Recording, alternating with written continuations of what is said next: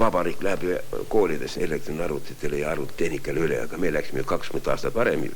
Järelikult me ikka midagi ette nägime ikkagi. Olgu tohutu vaeva nägime ja need isegi pääsaad ja kõik oleme sellegist nähtud.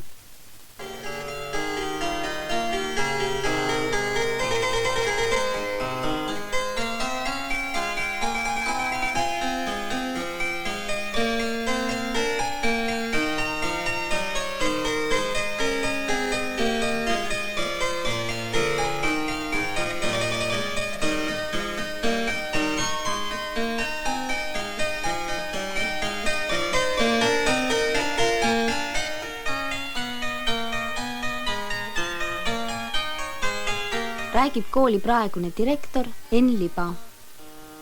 Meil käis hiljaaegu Norra haridustöötajate delegatsioon. Norras on arvutustehnikat 15 aastat koolis õpetatud. Meil on 20 aastat ja ei saa öelda, et Nõo kool oleks nüüd maailma tasemest maha jäänud. Nõo koolis mõni mees istuvad arvutuskeskuses kuvarite taga ka kooli pidude aegu. Üldiselt ega see reegliks ei ole.